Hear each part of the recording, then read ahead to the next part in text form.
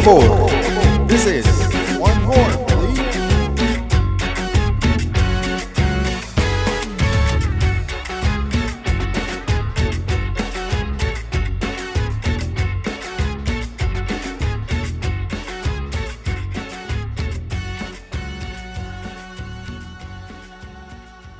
Hello, and welcome to Otra, por favor.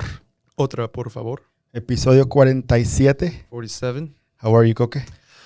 I'm doing okay, man. I'm doing okay. I'm happy to be back recording. It's been too long, so I can't wait to get into what we're going to discuss today. It was 2 weeks that we were out. Some stuff happened. We're going to talk about it as, we go in the podcast. But before we get started, we would like to introduce our guest for today. He is a singer, songwriter, and also a civil engineer. Oh, yeah. So when you put all of that in the mix, my question is like, dude, how do you get sleep? Or without any further ado, our guest for today is Maximiliano Martinez. Hello. My brother from another mother. How you doing, Max? Dude, my roommate asked me, well, you work with him. Yeah. And he was like, oh, it's Jorge Martinez. And I was like, oh, dude, I have an uncle named Jorge Martinez.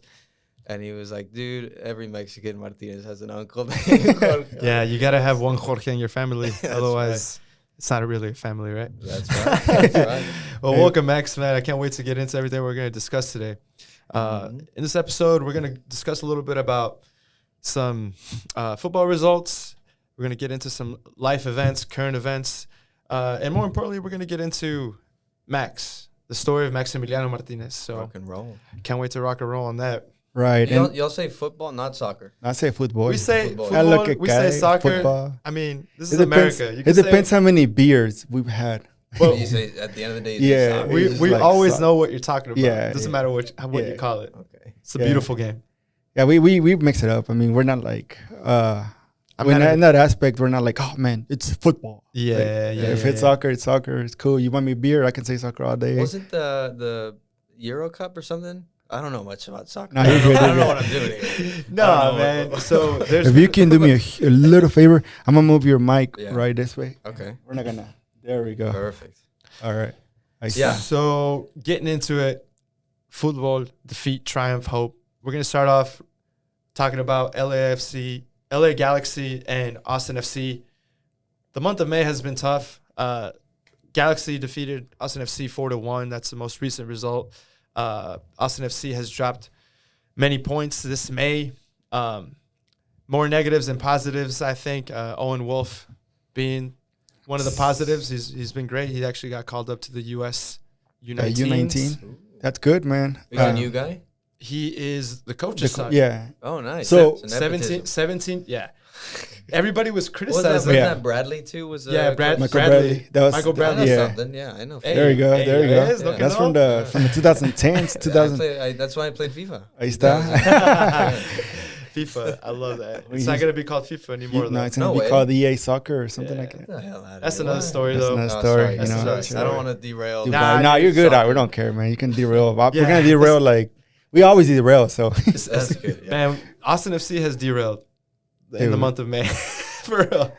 they were ready to just go on that break after the first goal. Like they were doing okay. I mean, I feel like it was a tough game in LA last Sunday, but they scored a goal and you probably got a little overconfident.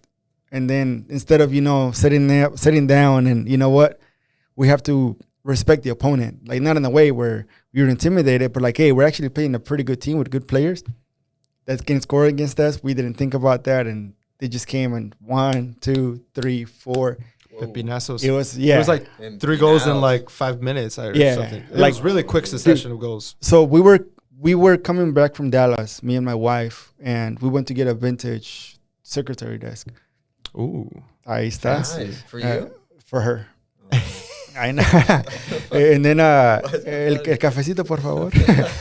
And then so as we're coming back, I drove the first hour, and then that's when the game was. No, she drove the first hour, so the game was going on there.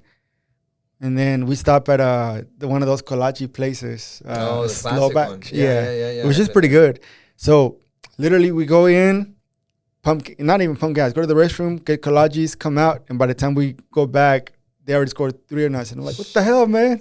What happened? Like, I should have just stayed watching the game because I came in like, you know what? It's good. You know, hopefully it might be a tie. You feel like you're good luck when you're watching it? Yeah. Maybe that's what happened. Dude, so another thing, I do photography for La Murga, shout out, en Los Verdes. And Wait, what is La Murga? So La Murga is the music side of the supporter section. So Gotcha. every time you hear the brass or the drums, that's all them right there. The songs, the canticos that they the big do. Guy with the drum. Yeah, there we go. Yeah, When you see so that, they're the musical aspect behind the stadium environment for sure. So they do the set list for the songs they're gonna play, and also like other charity events, not just the team itself. They become something bigger. Cool. They become something really big and part of the community. But yeah, Richie's their photog. Yeah, and then so every time they're playing, like up there, and I have to do pictures of every musician. So every time I see like the pictures of the guy in the it's probably one. Yeah, it's probably one of my pictures. Man. And then so every time I go up there and do pictures of people that are playing, we scored a goal. It happened the past 3 games that we've done. So now, I was not watching it right here, so it's kind of like I feel like every time I don't watch the game, something bad happens. So it's kind of like I just need to be, even if I take my phone to the restroom and I'm like this or whatever, or like this, or busting out the one-hander while you're taking a leak. My murga. Nah, man, it really looked like Austin. It won't be enough camera though. We need a bigger. We needed like a wide lens. The GoPro. Damn, dude, put that shit on the IMAX. Anyways, it really looked like Austin FC ate a bunch of kalashis in that fucking game because they were slacking. Seriously. The defense looked sloppy. Yeah, they made some silly mistakes. Looked really bad. They're ready for Miami, dude. And Stuver having another moment of just bad play out the back. You know what I mean? But I mean, these are things that make you learn. And when you play a team like LA Galaxy and you lose like this, you realize that the depth that you have as a team is not the same as Galaxy, bigger club, more money, more depth, better players, and it shows in this result. Hopefully they can bounce back. And I think that the break, which is like a 3-week break, I think, for international. 3-week break, dude. Like, it's pretty long, pretty abnormal, but I hope that it came at a perfect time, I think, so that they can reset and do what they have to do as family, as human beings, just reset and recharge their batteries because it's a campaign. So hopefully they come back stronger. Right. Then another thing that happened this week was the UEFA Champions League game. Champions League game, yes. Liverpool, Real Madrid. That's the one I was thinking about. That's the one that... It's not the Euro Cup. The Euro Cup. It's close enough, man. Is that the Champions? It's the Champions League. Okay. Yeah, it's the Champions League. It was the Champions La final. final. Yeah, the final, yeah. So you had two good teams. And they're amazing both... teams, for me, they're literally... They're all about soccer. I mean, you need money to play and have a good team. But right now, they're nothing but soccer, and they beat the oligarchs in soccer, which are PSG and Man City. Yeah, that's like the big money. Yeah, that's the big petro money. The petro money behind football now with the owners. Weren't they gonna do like the Avengers soccer league where it was all those guys? They thought about it, but it lasted shorter than my relationships in high school. It lasted a week, and mine were 2 weeks. And so I beat them. It didn't happen. People revolted. They're like, there was even enough people just protested. were against That's it. because it's too much good. Like, have you ever opened a Capri Sun and put it into a cup and not drink it from the little straw? Yeah. It's not good. It's not good. Too sweet. You need it from you need a little bit at a time. You can't have. That's an interesting metaphor. I never heard there that we go. Una coca, un taco al pastor. It has to be from la calle, where you see the dog right there, el taquero. Or una coca tiene que ser de Lata, de Laredo, or del DF. For sure. You can. So I can see that. That it's too much.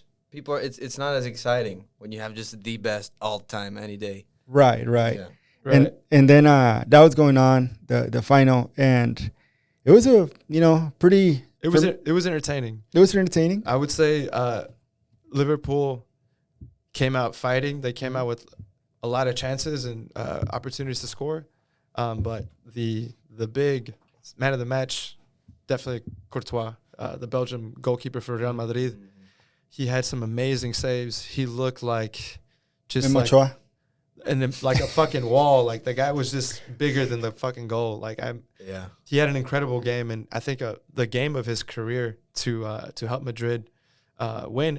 And credit to Ancelotti, their coach, very good coach, and their entire team, because So who won? Real Madrid, Real Madrid they won. won 1-0. 1-0. Yeah. So And the man of the match was the goalie. yeah, because he had some amazing saves. Some I think he had there was over 20 or so. 18 yeah, saves. they did a bunch of shots, but him just the reactions of every play that was against Real Madrid, like he came through and just took advantage of the momentum. Like goalies are a lot about momentum as well as forwards, and if you can save that one crazy one, you're gonna have confidence to save the next, the next shot that you get, like Just that can like go Memo in. Ochoa. Yeah, Memo Ochoa was exactly like that. Like see, like that, did they right? go there? Hey man, respects the memo. What's the other guy with the helmet? Is he still playing? Peter Cech. Man, Yeah. you remember the old school Dude, FIFA, like the the FIFA 20, that I the had. 2010 Yeah, FIFAs. I had 2008. There we you go. go. FIFA. That was Drogba was my favorite dude. Oh, so you were a Chelsea guy. That's why you remember Peter Cech, Didier And Drogba. Yeah, because I like the shirts. Balak, Mikhail Balak. I like the shirts. Hey, well, speaking of Yeah. Chelsea, Real Madrid actually beat them in, like, I believe it was the semifinal. Yeah. But that just goes to show you, like, they had a lot of results leading up to the final that were impressive. Like, come from behind, overtime victories. I think it was the first time in Champions League history that Real Madrid didn't win any of their knockout games in regular time. They either went to overtime or PKs. Right. Or not PKs, but overtime. Yeah. So that's the first time that happens. And just the way they kept coming back from behind, you knew that this team was destined to win the Champions League. As much as, like, I didn't really want them to win. I mean, as Barcelona fans. Right. But when I let go of that fanaticism, I knew that Fútbol had to win, and I knew that Real Madrid when you're deserved to what's win that game. what's that word, subjective? Yeah. When you're objective. Yeah. Whenever you, like, for me, it's when you want to look at soccer as, we're not analysts, we're not pros. When you look at it in a way where, like, you enjoy the sport and not the team. Yeah.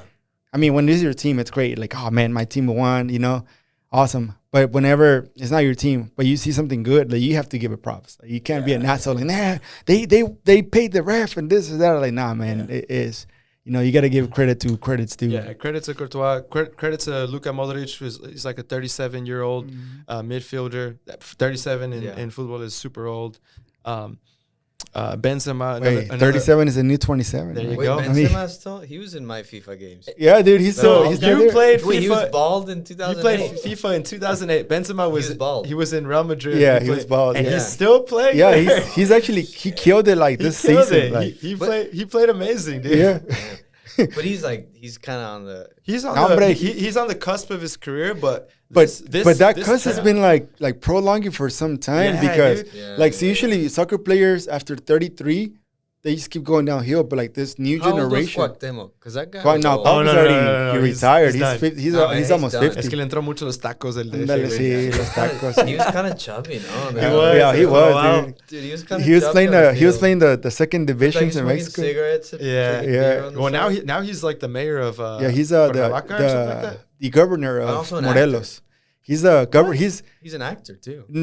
he's just he came on in novelas, no? well, in the past, like, I would say 10 years ago. I mean, he's yeah. not like in the Avengers or something. Yeah, he's not like that. Like, I mean, he he's could be, novelas. man. He El really jorobado should de be. Nostradamus. Hey man, What do you do hey, that? we're gonna make that petition to put Cuauhtémoc in the The next Avengers. fucking Avengers. He needs to be the Mexican superhero.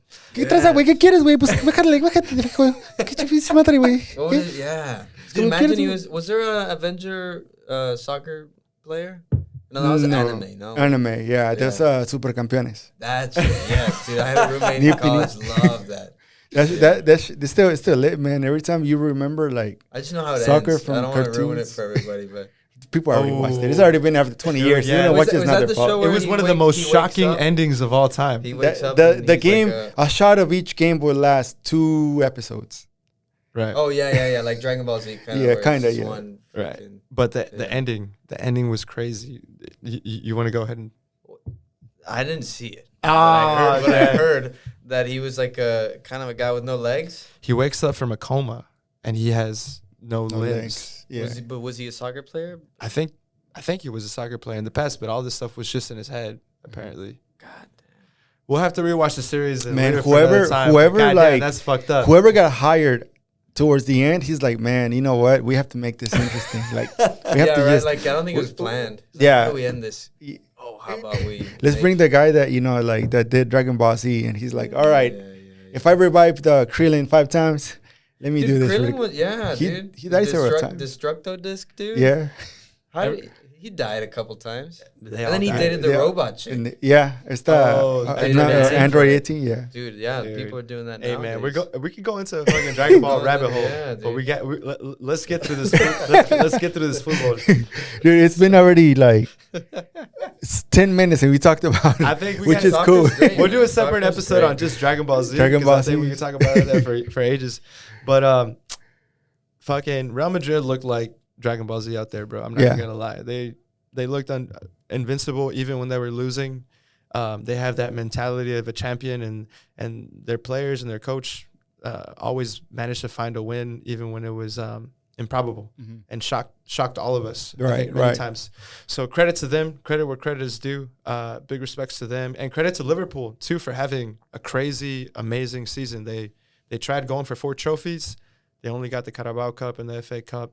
Yeah, They fell short with the 2 tournaments that they wanted, but that doesn't take away from the greatness of what a team that was. Hopefully they come back stronger for Joe Gomez. Otherwise, you know. He's Is in there LA. a name? Is there a name for that where you win all the trophies? Like The- a well, I think they were calling it the quadruple yeah, Oh, okay. because I've heard of the triplet, the yeah. triplete, when you win 3, right, Yeah. right. and that's been El done. cuarteta, la sexteta, La cuarteta. también. The quarteta's been. Cuarteta has I been don't think for has been years. done. I don't know, to be honest. We'll have to check that. We'll have to ask our Google it. Google But, it, or our savvies. Our friends will probably let us know. Yeah, man, it was 1977 when Richard Watson and Charlton Lewis scored an amazing goal for Leeds United. But Are those real people? Nah, you know, making it up. Oh, But it would be gotcha. Twitter. What brings some shit like that? Yeah. I guess the biggest downside for me for this game was the shit show that was the organizing of it. Yeah. It was the final was supposed to be in St. Petersburg, but because of the Germany? whole no in Russia because of In Florida. in Florida, Yeah. yes, St. Petersburg, Florida. I think there is a There St. is Petersburg. one, Okay. So they changed the city to Paris. So it was Right. like not too last minute, but kind of last minute change. And the organizers really fucked up. And there was a big shit show with the Liverpool fans trying to get in. They said that there was officials were saying that there were 60,000 or something fake counterfeit tickets. So at the beginning of the game, Cabrón, ya ni del Azteca. at the beginning That's of the crazy. game, the stands were empty. Yeah. And they kept delaying it. They delayed it for like 30 minutes. Because nobody was in there. Because nobody was in happened to a there. friend of And there mine was a when bunch of fights and stuff out there. He It was went crazy. to Russia to the World Cup. Cup. Yeah. And I don't know what ticket company it was, but they just like resold all the tickets. Yeah. Elboletito.com. Is that like a thing? Yeah. And La he was out Michoacana. there. Gee, I think it was sucks, StubHub man. or one of those. I didn't know about that. Like, that sucks, Yeah. dude. Yeah. And then they were like, 10 times the price. I'll tell you why later. That was kind of a blessing in disguise for me. But kind of to round out our soccer segment, man, I wanted to finish off with the Scotland versus Ukraine game, which was a semifinal, I think, for one of the last positions in the World Cup. Scotland, they played at home in Scotland. Scotland lost 1, and Ukraine, they won by 3 goals. So Ukraine's story, as we all know, has been one of war, of struggle, of a lot of despair. So this game kind of gives the whole nation hope that at least there's someone out there, like, fighting for them and kind of putting their story to the out front, because the news cycle's so quick. You don't hear about Ukraine as much. You start to hear about other things that we're going to get into a little bit later. But the players really showed a lot of heart. It was kind of difficult because you would see players like Zinchenko, the guy from Man City. He was pretty much in tears at the press conference, thinking of the war in his country and asking for peace. Same thing with the coach and many players, obviously thinking of their friends and family that are still there or that have struggled through this whole thing. So it was kind of a very heartfelt win for them, man, and big credit to them. They won very resolutely. They scored some amazing goals. The first one was like beautiful long ball, control from the forward, nice little lob over the goalkeeper. And they looked like all that external pressure didn't exist. So that kind of shows you something about like, you know, what they do as professionals and that what maybe we do. You know, we could be going through a lot of things in our lives, something as horrible as war, as loss, or whatever it could be in our own lives. But when we're focused and when we're doing our craft, all that shit kind of like 100%. It kind of goes away. Touche. Which is it's very interesting. Now Ukraine's going to play Wales for that final spot. So we'll see how it goes. But I think when is that game? I think it's Sunday. This Sunday? Yeah, it's Sunday at Wales. Orale. So we'll see, man. Best of luck to. And this is to qualify go to the World Cup for the last spot, one of the last spots in the World Cup. Yeah. This would be huge for them. I don't want to say let them win, but kind of. Right. I mean, I'm pretty sure that they have players to win it. No, they have an amazing squad. Yeah, they have an amazing. Like say, a good team. They have a couple of good players. They have an amazing player named Gareth Bale, who is probably his last chance to make the World Cup. Ooh, okay. Yeah. So there's a couple stories, you know. There's a lot of stories that are gonna be like just in that one game in particular. Yeah. I mean, so stakes are so high. Yeah. I mean, but also like how much motivation will that give Ukraine if they go into the World Cup? You know, just to it'll mean the world. Future. It'll mean the world to their soccer Yeah. fans and just people in general. Like I think sports has always been like a conduit to you know, get people through hard times or make people find some type of hope. So that's one of the reasons I like to watch sports, all sports, you know, right. Football, basketball, soccer, baseball, everything has stories, dude. Te ayuda a olvidarte de las penas. Yeah. Yeah. And speaking of penas, man, I think we need to get into it goes without mentioning what happened in Uvalde was a huge tragedy, dude, and one that we want to just take a moment to kind of pay our respects and give our heartfelt sincere condolences to the people out there, the people of Uvalde that were affected, and those children, those innocent lives that were lost due to some, you know, insane act of armed violence. Man, it's crazy. It took me by surprise last week, but you know, I kind of wanted just to say the words of the poet Amanda Gorman. She said, "This may be how things have been, but not how they have to be." Right.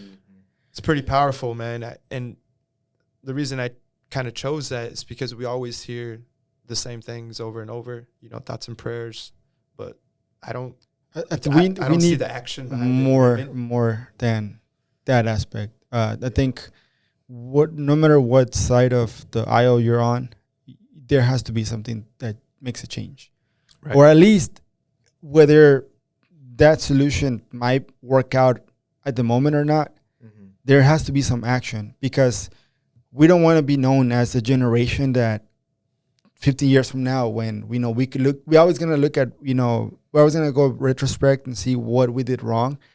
And I feel like if there's no action from our generation for what's going on with the shooting, especially when you're having a lot of young kids die, we're going to be looked at as a generation that didn't do shit. I mean, we already have so many shit that we haven't done right. Like in our generation, there's a lot of good things, but there's a lot of things that are, for me, it's kind of like in the civil rights aspect or just the value of a human being. Whenever we don't do it, we're going to be known as a generation that was just worried about other shit than the most important things was actually, you know, taking care of our young ones. Yeah. For me, it's a shitty situation that happened. We have to, you know, there has to be a change, my opinion. Like we need to go out there and do what we can to get the people that really don't want to do something, get them out. I think once we do that, then we can work with people that want to actually have some kind of reasoning and be able to talk and communicate across the table. Because who we have right now, they don't give a shit about none of us. They don't give a shit about you. They don't give a shit about you. They don't give a shit about me. Because it's not just the one thing they want to focus on that's, you know, that's going, but it's just a lot of other things that they really don't care. A lot of times during these types of things, mental health gets brought up a lot. Yeah. Seems to be kind of the main, the mental health aspect. And just kind of going into some facts, you know, 1 in 5 Uvalde residents are uninsured. Right. and Texas has the highest number of uninsured people in the nation. And then when it comes to mental health, the Mental Health of America organization ranked Texas as the last in the nation for access to mental health care. And this is per the Texas Tribune. So these are just like a few facts out there that, you know, if we're going to talk about, if our leaders, our leaders want to talk about mental health and they're taking away funding and you have these stats up, it's not a good look, man. But it just things to think about. I think you're right, man. Like, there's always going to be a way to do harm, whether it be with guns that are available or even a car or a van. You know, you can get in and do a lot of harm to people or to yourself. I mean, you could drink yourself to death, and that's legal. Mm-hmm. I think the problem is more on the lines of mental health, as you're saying. Yeah, it's just like, what are we doing about it? Yeah, that's always my question. And you know, a lot of things to be asked of our leaders and our and people that are governing us, but when it comes to our communities, they're doing what they can. The Los Verdes organization started a fundraiser, a GoFundMe for the families in Uvalde who were directly affected. It's already raised quite a bit of money. Yeah, and that one was actually supposed to start with just 5,000, like the first hour, and they surpassed it in no time, and they just kept raising the bar. And right now they're over 200K, so that's still open, available for donations. And I think they've actually, I mean, hopefully I'm right, but they've actually gotten some donations from people that you know that are very well known. But it was started by Rico Hernandez. Shout out to Rico. He just did it like, hey, I want to do this. I'm pretty sure like our communities want to be down to do it. And then, you know, after that amount kept increasing, he just kept on raising the bar higher and higher. So that's a good thing. And then another thing that we have is the We Are Blood donation. Yeah, for sure. I'm very passionate about the We Are Blood organization here in Texas, Central Texas. I go donate every 8 weeks or whenever I can. And it's just an easy way, very easy to do, just to schedule some time if you're able to do it. I highly encourage you to do so, because it's a super easy way to save lives that are affected by traumatic accidents such as this. You know, like, we don't want to have to wait to the next shooting to have like a shortage and have people like We Are Blood, you know, saying, hey, come donate. We got this massive trauma crisis happening. Yeah. Or last time when there was a freeze, that there was like a lot of things. So if you have a chance, check them out. We're going to share the link with everybody. Schedule an appointment. Super easy. And the best thing of all is you get free snacks. While you're waiting, you get free snacks? Afterwards. What kind of snacks? Man, you got the Nutter Butters. Oh, you're talking about some good shit, man. You got your favorite coffee, your favorite Gatorade, your favorite cookies. Like, man, you got some good snacks. But I kid. I kid about that being the best thing. The best thing is, like, you know, you're doing your part, but they need to go, man. They do little things that kind of encourage you. Those Nutter Butters, though. Yeah, and you start to get credit. Are they the minis or the no, they have the big ones. Ooh. And they have the minis. The other ones, the other belly one, the big ones. Every time you go, you set up an account, you get points, and you get merch. Okay. You can get merch. You get stickers. You get hats. I mean, it's just a little something. But the important thing is just like being a part of that that organization of giving a very vital fluid. You know, you can donate blood. You can donate platelets, which takes a little bit more time. But if you have that time and if you have that voluntad, plaquetas, go and do it, man. Yeah, man. And then another thing that I know, there was a couple, like, say for example, when it comes up to life and finding meaning and suffering, Alex Ring, he is already in Finland, probably, but right now. Alex Ring, for those of you who don't know, is our captain for Austin FC. Right. And his grandfather, held Ring. Did I say it right? Hopefully. I hope so. He's 79 years old. He passed away, I would say, in February. Mid-February. A couple months ago. It was before the second game that we had. Okay. So there was doubts, that Michelle was actually here that weekend. That I got episode. you. So it's been a while. It's been a while, yeah, but he didn't travel to. From what I know, maybe I'm wrong, but he didn't get to travel to Finland, and he stayed and he continued to do his work here,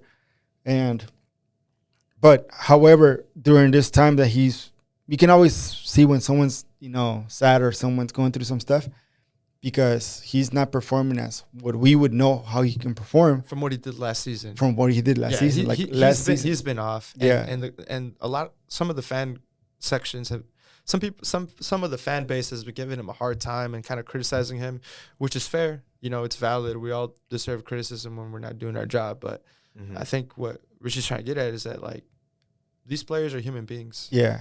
And I know that his grandfather meant a lot to him.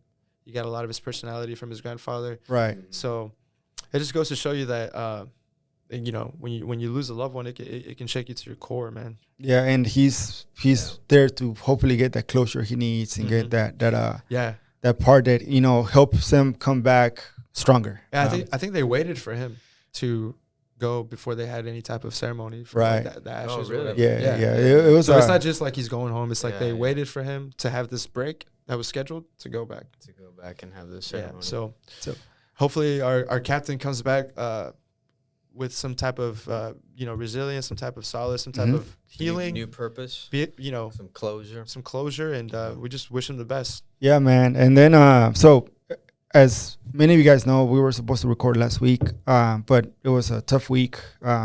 Besides what happened in Uvalde, we already had planned to talk about that. We had to reschedule because if Koke, you want to share like your part of what happened? Yeah, man. So last week, my abuelita Nati, she unfortunately passed away. She suffered a stroke overnight, and she did not make it. We went back. My wife and I went back to Houston just to pay our respects and say our final goodbyes to my grandmother. And just a few words on her. She was 70 years old, full of joy, very warm person. And, it's beautiful that a little bit over a week ago, we were here celebrating my brother's graduation together as a family. And she was there, and she was a part of that. And we managed to have those final happy moments with her as a family together. And it's just shocking how sudden it was. I got a call overnight, and of course my whole family is heartbroken. She leaves a big void in all of our lives. She was someone who was very loving, very caring, but for her age, and just for any age, super engaging. She loved to dance. She loved to have a michelada here and there, take a shot with you here and there. And she just always showed her love through her smile and just her stories, the way she would give the chisme here and there, the way she would just give you a little bit of what you needed to hear, even if you don't want to hear. Déjame te platico. And her hands, I'll never forget her hands because they created so many beautiful things. Her tamales were exquisite. And she was a craft lady. She made a lot of tejidos. Really beautiful things. So nunca faltaba que you would get home and she's like, oh, I made this for so-and-so. I made this. Look at this. And she would go into all her craft. And you could tell she was really passionate about it towards her later years. So those are some things I'll never forget. And the best thing I can do now is be there for my family and talk about it with you guys, and then just honor her memory, man. She lived a very beautiful life with us, and I love her, and I think I'll think about her for the rest of my life. She's a part of me now. She's always been a part of me, and it's losing someone is never easy, but I think if we find some type of understanding and knowing that this is part of life, we can all get through it together. So I appreciate everyone who's reached out to me during this hard time for me and my family. Your words have meant the world to me. And, man, Rest in peace, my abuelita Nati. Yeah, man. So, and also, Maxi, before we introduce you, thank you for, again, reintroduce you again. Thank you for working with us in the scheduling. I know. It's one of those things that was sudden. So the first thing I was like, hey, let's It's a hard Koke's time. okay. So Yeah, life isn't scheduled. So yeah, we were talking Life about is it. not scheduled. We were talking about it before the podcast. Like, anytime you have this type of loss, it makes you think about what's important and how fragile this thing called life is, and how we have to do the most of the time we have. Yeah. right. Yes. So, cheers. Cheers. Man, I need I know, more Sakala. beer. You need a beer, But yes, let's cheers. For your grandmother. Pásame otra, güey. What was her name? Natividad. She was born on Christmas. Oh, gotcha. Yeah. So that was always a big family holiday. Yeah, dude. She loved la fiesta. Yeah, she loved just being around people, dude. So I get a lot of that from her. So cheers. Cheers. She would have been. She's cheering with us from above for sure. And we go back to the reflection part because in here we talk about Fútbol, Vida y Cultura, life, culture, and soccer. Fútbol, vida and cultura. Cultura. That's a slogan. Another thing, reflection. Speaking of Ukraine, my niece's grandma, she's from Ukraine. She was. I mean, the war started and she was there. USCIS were able to grant relocation for people that live in Ukraine, especially women, and come to the U.S. So her grandma applied and was actually able to get the permit. So she flew in yesterday, and my niece's birthday is today. So happy birthday to my niece Emma and my brother Angel, because they both had the same birthday. Oh, really? Happy birthday, Emma and Angel. Yeah, there we go. Up? So there's a cool thing because my niece got to meet her grandma for the first time. Oh, wow. And it was an unfortunate way of maybe like how it could have been done, but it's a different, life knows what. Here in Austin? She's in Houston. Houston. Yeah, so she's flying in Houston. My mom was actually flying in from Mexico around the same time, so it was good because my mom picked up her luggage, and then she was going through inspection. You have to go through biometrics and all this stuff. But she got to meet her, and that's pretty cool. Now she's here. Unfortunately, my Lesia, which is my brother's ex-wife, the man cannot leave the country, so he had to stay. But however, her grandma's here, and they're probably like a jumping world right now. Just going at it for the birthday. So it's pretty cool. Well, happy birthday, man! What a story. It's one of those things that I'm not a person that really cries, and when I saw that, I'm like, oh damn, dude! Even right now, I was about to drop a tear. But it's pretty cool, man. Because another thing, like you said, like nothing's, we cannot take stuff for granted, and just being able to travel from one part of the country to from part of the world to another and meet your granddaughter, it's kind of like in a special moment. Like she came in and she started just hugging and kissing Emma, and Emma's like she's a very like charming little girl that smiles, so she's gonna like, okay, just keep going at it. Yeah, so it's pretty cool. Yeah. So dude, so like I know this is kind of a downer way to start the episode, but like I was thinking of the world loses a lot of wonderful and innocent, loving souls. So like anytime that happens, or we got to work even harder to bring beauty into this world, to bring life into this world through anything that we can, through football, through music, charitable actions, or something creative. Whatever way you can find to give something of value and of joy to the world, do it. So here at Otra, por favor, we like to bring stories of life and community like these to our audience. And today we're lucky enough to have Maximiliano Martinez on this podcast. Can't wait to get into your life, sir. So the floor is yours, man. Tell us a little bit about yourself, where you're from, what was it like growing up? Yeah, I grew up in Laredo, Texas. Okay. Not nearly the valley, but almost. And I went to high school there, and then I left to go study at UTSA in San Antonio. I studied civil engineering. Nice. But growing up it's different growing up in the border towns because you have influences from both sides, right? You're hanging out in Laredo on the weekends, but then going to school in the U.S. And it's totally different perspectives and totally different lifestyles on both sides. I was fortunate enough to have family that still lived in Nuevo Laredo, so I would hang out with my cousins all the time. And Oh, good deal. yeah, Great memories. Yeah, 16, hanging out, drinking and driving in Nuevo Laredo. Yeah, and then it's a different world down there. It's so different. Yeah.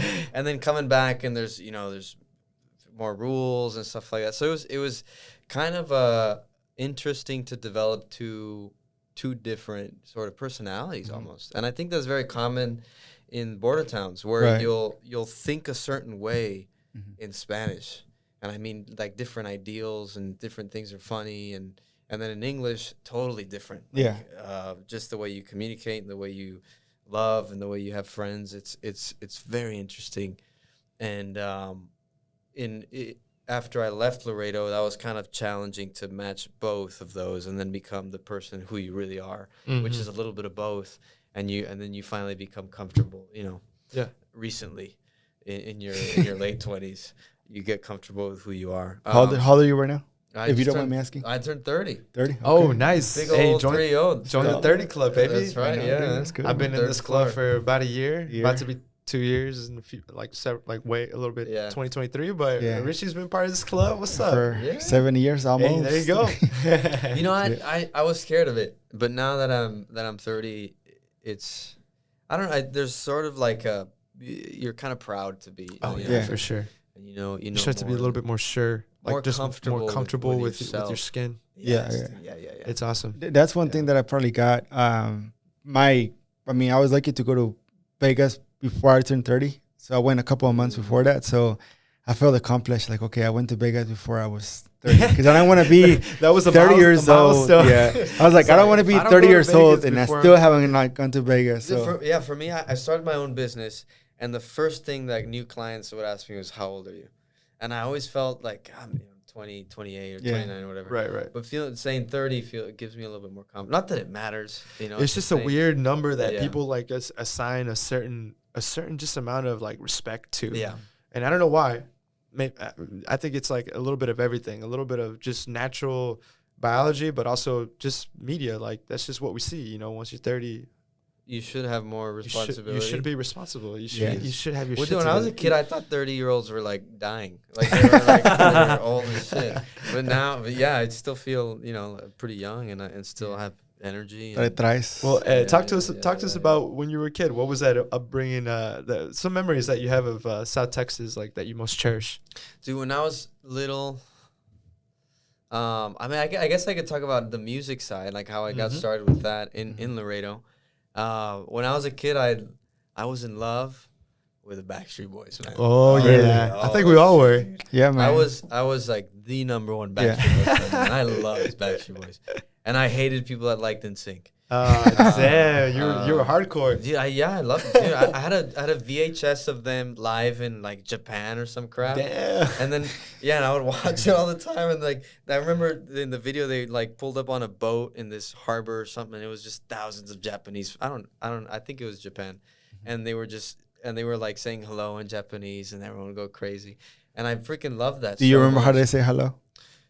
Konnichiwa. I don't know. Okay, yeah, that's Something like that.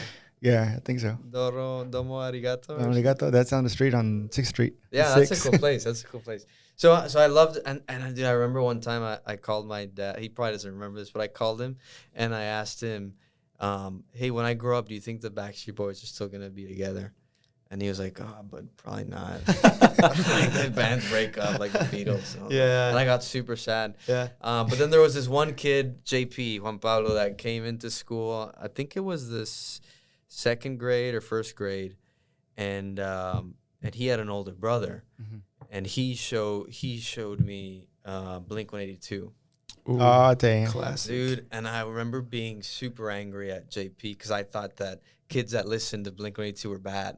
And I was like, but dude, I love this music so much, so now I'm a bad kid. I'm going to start dressing like, like a skater and all that stuff. So I felt like I was transforming into a bad kid, and I was super ashamed of it, but I loved the music so much, and then it just opened it to all the punk rock music back then. And we started a band. Hell yeah. And in Laredo and most southern towns, the music scene was all hardcore. I don't know if you guys grew up around like hardcore music, but it was like just kind of like a bunch of Like screaming what- and like what- kind of metal. What bands kind of come to mind? Dude, none of them made it. I don't know. Oh, so you're talking about local bands. Yeah, all the local scenes, Right. you know, all those Hey, small this- towns. And the thing is, like, I don't say, know if they made it. I don't so know. you would think, for example, because even in Chihuahua, Juarez, especially, Yeah, you have like a bunch of bands that are punk rock, scream, like emo Mhm. was big in that era, like at that time. I don't know the actual genres, Yeah. but like Mexico has a long history of rock, Oh, like a long Yeah, history of yeah, rock. yeah, So for sure. and especially like underground rock that because the same society that was probably hurt in the U.S.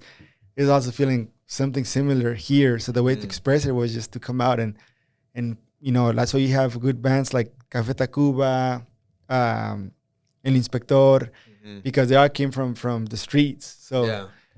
that would say I can see why you That's you more, got yeah, into it's that. definitely more eloquent because the hardcore scene down here was pretty hardcore, and then people would do the breakdancing, or not breakdancing, but like the slam dancing and Yeah. all that stuff. But we were kind of punk rock or emo. We would cover like Taking Back Sunday and Fall Out Boy and all that. Oh, stuff. nice. Did you ever listen Yeah. to Panda? Great bands. Yeah, so Banda is a lot like Blink-182. Right. I never really liked Banda, but it's a similar music, yeah. But yeah, I have friends freaking love Banda. Especially in college. All my friends in college loved them. So what music, like, at that time of your life was, like, really, like, all right, these are my bands? Taking Back Sunday was Nice. like one of my biggest influences back then, and then Blink-182 for sure, Green Day, Yeah. Fall Out Boy, So Census Fail. what happens when you hear, like, one of their songs now? Does it take you back? Only some of them take me back. Okay. Some I'm like, oh, that sounds so bad. It's kind of cringy. So bad, yeah. Especially the screamo stuff. Oh, yeah, But like yeah. Taking Back Sunday will take me back. No, 'cause Taking Back that was Sunday, great yeah. music. You can Fall Out replay Boy was value. also good music. Replay But value like is some good. of those screamo bands, I'm like, oh man, Oh, I yeah, felt bad yeah, for yeah. my parents as they listen to that. No, I Yeah. As you're Yeah. as you're 30 years old, sips an espresso, you're like, oh my god. Listen, yeah, What like I you're was reading doing the with my paper, life. listening to screamo. But we started this band. It was called Split Ends, and Okay. and we would play all the hardcore shows. We were not hardcore though, but they would let us headline because the guitarist Jared was in a private school, Ah, so he cabrón. would bring all the hot girls. And they were all, so they would let us headline, so we were there the Yeah. whole time, and we would headline, and we got pretty good. We did a little tour in South Texas. We went to Brownsville and Harlingen nice. and McAllen and all that. Around stuff. what time what was this? Like, what year? Dude, I was probably 14, 15. Like we were young. Gotcha. Yeah. Hey, who's like probably- we had to go in with our parents to the bars to play. He was Yeah. probably in the same circles with Ernie. Isn't Ernie from Ernie? Laredo? Yeah. We have a buddy, Ernie Probably. Lopez. Shout out Ernie. There we Okay. go. From the same area. Like, He's not a musician, but he can drink. but no, but Oh yeah. he also likes. I want to say he likes the same type of music too. Yeah. Yeah. So he was maybe swimming around those. Yeah, same man, circles. it was a big scene. Like it was Yeah. that all the skaters, all the punks, like we would all hang out and play these shows every weekend at different warehouses or different coffee shops, and it was a scene. It was cool. And then we all got girlfriends, and see you later. Vale madre Yeah. todo. Later, alligator. The focus kind of gets diverted. 100%. Yeah, So- which is kind of ironic because the band name was Split Ends, Yeah. and we all kind of just Ended up split. split. Yeah. Yeah. Fuck, man. All right. Well, shit. Take us through the following years, man. How'd you end up at UTSA?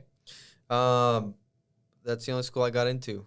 Shout out UTSA. I tried to come to Roadrunners, UT, baby. But dude, I Did you do community college and then UTSA? You straight. Dude, I didn't do homework once in high school. Like Okay. I only cared about music and then a girlfriend, right? Okay. And then I got to UTSA, and that's when I turned it on. I was like, okay, I gotta try. Gotta focus. Yeah, and man, I just started reading this book about creativity and the pressures against creativity. And one of the things it's talking about is like procrastination and rationalization.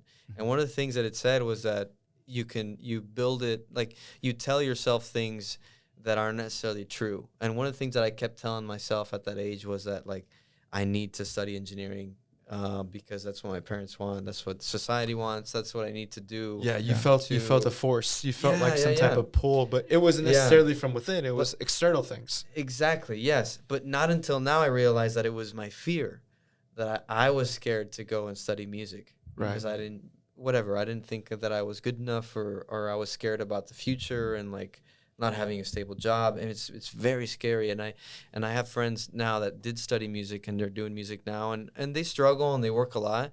But man, kudos to them, like that just that felt that calling and went for it. But I was scared, and I kept telling myself that no, my dad's gonna be ashamed, or my grandparents are gonna be ashamed. Blah, blah. It was all bullshit in my head. These false narratives that you kind of just feed yourself. My dad's an engineer. My grandfather's an engineer, so I jumped into. Oh, so you come from a lineage. So you had to somehow, Yeah. you had to somehow like, tienes que hacer algo cabrón porque si no. Yeah. I was scared because I knew that I don't want to. I wanted to do well, you know, in life. At that time, I thought that meant study engineering. So I studied civil engineering, and when I was a musician in the band in middle school and high school, I was a bassist. And bass is really cool, but when you're alone, you know, there's nothing really, but just it's just you and the bass, which is fun, but you can't really write music. So I picked up the acoustic guitar in college, and just always kept kind of playing, but I was more into school and trying to finish that. Yeah. Whenever you picked up sorry to interrupt. Go ahead. When you picked up the acoustic, what was the first? Because I mean, with bass, you already know where the fret is, right? But when you picked up the acoustic, how much different was it for you compared to the bass? Because there's a lot more fingers you have to move. It took a long time. It took a long time. I don't consider myself a really good guitar player. I'm good. I defend myself, but I'm not like a lead guitarist or anything like that, like some of my buddies. But it takes a long time. It takes a long time. It's more complex. Being a good bassist is really hard too, because it's more feel and kind of like you're leading the soul train kind of thing. But guitar is definitely more challenging. You're leading the rhythm with the bass. Yes, dude. But until then, I only liked the new music. I didn't know any classic music at all because I thought it wasn't cool. And back when I was a kid, back in the 90s, finding new music or finding music was way harder than today. Because today you go on Spotify, you listen to an artist you like, and you go down the rabbit hole. It's like almost like the Wikipedia of music. It just streams you out. It's so cool. But I remember back then, it was very much like blogs and just like kind of reading and like finding artists through like different little articles. Did you go to and Sam portals. Goodies? Or Dude, Sam Good, remember all that shit. All that shit. It was almost like a hobby to find music. But now it's like everything's so accessible at the tip of our fingers. It's so much better. So much better. So I didn't know any old music because I thought it was all lame. I didn't know who Led Zeppelin was. I didn't know who the Who really. I knew the name, but I'd never heard them. Okay. And I was dating this girl, and it was going super bad. It's always a one girl. and we break up. And one of my friends was like, "Dude, I know the best breakup song ever." And he said, "Listen to this." And he sent me a link. By then, I already had Spotify. And he said it was "Don't Think Twice, It's All Right" by Bob Dylan. Okay. And so I was like 22. I was like 21, 22. And it was the first song ever that I knowingly listened to Bob Dylan. And then I just went down the super rabbit hole and found out about all the folk in the 60s and the 70s and 80s. And I just became obsessed with that kind of music. Yeah. Yeah. And it kind of pulled through. I mean, yeah, the first album is it just Bob Dylan. influenced a lot of your first album. Yeah. Nah, but I love it, man. I love your story, dude. You know, every musician that I've known that wants to go to a different route, for some reason, it starts with Bob Dylan. Dude, it's because I don't know what makes him so great, but it's just something that speaks to a musician because it's so genuine. It's so simple. It's just him and the guitar. Yeah. So you can recreate it in your own way. Yeah, and then of course you're gonna sound like him because you're aiming that. You know. So it's hard to get away from that, and it's scary too because even I'll write new songs that I think in my head are totally different, and someone will say, "Oh, you remind me of kind of Bob Dylan."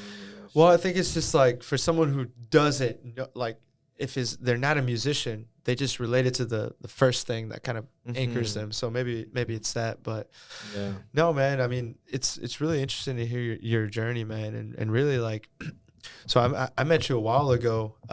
Maybe you remember, maybe you don't, but it was back when you had you were part of the Gringas Tacos. Yeah, that was like one of your entrepreneurial adventures. I passed by it when I came here. Yeah, dude. It was on Burn It. Yeah, right down the street from our. I think it's called from our Otra, por favor studios. It's a coffee shop now. Now it's a coffee shop. Yeah. But so my buddy Uzi, one of my best friends, introduced me to Max. And he kept talking you up, man. Like, you got to be Max. You got to be Max. Come to Gringas. And I just came through and I met He you. was always there. Dude. And we had some tacos and it was a good time. But like, you were just Max, the guy, the engineer that also had this Gringas tacos. The broken dream. So and then all of a sudden, like, Uzi starts telling me like, oh no, he's like learning guitar, and I'm like learning guitar with him too. I don't know how far he. He had a guitar for a while, dude. He had a guitar for a while. He did it for Halloween, dude. He dressed up as like a mariachi. Was it a one time? The one time I went to your party, like in 2018. Yeah, he showed up like the Antonio Banderas. Yeah, he was in the mariachi. And then mariachi, and then my boy Jesse is actually a pretty good guitar player, and I was like, I'm like. I can play guitar okay, but yes, he's way better than me. And I'm like, man, I gotta know someone that can pick up the guitar and play it right now. And yes, and I was like, that guy right there, and he's just like, asshole, fine, give me the guitar. And he's like, what do you want me to play? So once he knows some stuff, I remember that. I remember that. We lived down in Stastny back then, I think. So I met a lot of people through this. Like my buddy Uzi, like he's like my bro. So. Like, I think about it like a Uzi universe. Like, who have I met that is part of this? Knows him, you know, like you got your Marvel universe, you got your DC universe, you got your Uzi universe, and I met Max through Uzi. But I'm happy. I'm happy that happened, dude. Because like now we're here and we're getting to know about your story, man. Gringas Tacos. We used to go there because it's literally around the corner. Yeah. And we used to go there about once a week. And my coworker Laura. Shout out. She loved Gringas. No way. Every time we were like, hey, we're going to get something to eat. Yeah. Her pick will always be Gringas. She's like, let's go to Gringas. Dude, and I'm like, hey, you want something? Tacos, dude. Possibly. Yeah. And then, like, we'll go. And then, like, whenever, like, it was closed. And I was like, what the heck? We're getting Gringas. You're like, what the heck? Yeah. But, yeah, like, talk to us more about that aspect of, that adventure, I would say. Gringas. It started because I lost my license. That's why I decided to jump into this venture. Oh, dang. I unknowingly did not pay a bunch of speeding tickets, and I found out that my license was suspended. At the time, I had a car that was like, it had been hit and run a couple times, and I was paying to fix it, but then I couldn't drive. So I was like, well, I'm going to sell it and then buy a little moped and fucking drive with Jesus Christ on my back. And con la virgencita atrás. Yeah. And so I had this cash that I'd never had before. I had just moved here and I was getting paid like $15 an hour. I had 3 roommates. Mm-hmm. Well, anyways, I sold the car, and then my boss at the time, he was thinking about opening this place. Mm-hmm. And I was like, dude, I got like $12,000. Can I buy into this amazing venture of taquerias? In my mind, I was like, dude, I'm gonna be set. Like, yeah, I'm gonna be getting money every month, and like, I don't need to work anymore. I had no idea the difficulty of owning a restaurant. It's so hard to do, and kudos to everyone that run. I have friends that are in the food industry and that own restaurants and do really well. We didn't have any business opening up this taco shop. But so I invested in it. And for a year, I would do engineering, and then I would drive and work and close Gringas for an entire year. So you're going to school and... No, I was already an engineer here in town. In Austin, you would do engineering, like you would work as an engineer from 8 to 5, and then drive all the way up to here to burn it, and run the taco shop and close it. I was like an hour and a half of dishes a night. Holy shit. It was tough. It was really hard, and I learned a lot of what not to do. Yeah. And if you want easy money, don't make tacos. Don't do tacos, yeah. No, it has to be a passion, because it's really, really hard. And it was a food truck at first, and we were on 6th Street, and we opened up South by Southwest circa 2019, 2018 probably, I think. 2019, one of those years for sure. No, it was probably 2017, 2018, yeah. Let's say when Gringas was open. Yeah, as a food truck. The food truck. Yeah, because I was still living over here, so it was like 2018. Yeah, dude, and it was South by Southwest. That was the craziest thing, because we would open from all day, but then we'd close at 3 a.m. And we just saw wasted people. And dude, I didn't make a cent. I don't know where all this $10,000 or $12,000 went. And but I learned a lot, and whatever, that money is gone, and a lot more has come in since then, and the money doesn't matter. But Yeah. the lessons I learned were incredible. Mhm. Starting with don't open a restaurant if you want to make easy money. Yeah. Yeah. Yeah, I mean, dude, if you're not there, the food starts sucking. Everyone's Yeah. stealing food, stealing money from you. Someone breaks in. Coworkers don't show up. Blah blah blah. It's a mess. Actually, we hired an entire family to work in the restaurant, so everyone was related. Okay. So if there's a holiday, everyone Ya valió leaves. madre. Yeah. Yeah, or one quits, everyone quits.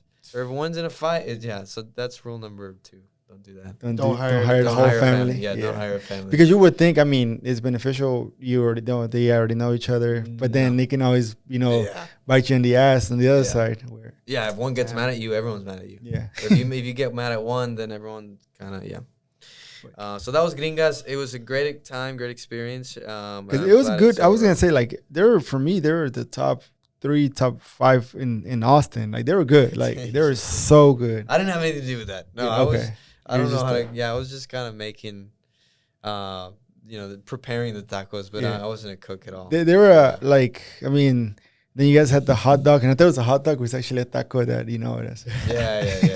And one of the things that I picked up, I think my grandfather told me this, and this kind of relates to what you're learning and going through with your grandmother, is that when you pass, you don't leave with anything. Like all the money you made doesn't matter. All the things you have doesn't matter. All the cars, all the house, nothing matters. It's like the stories that you leave behind that matter.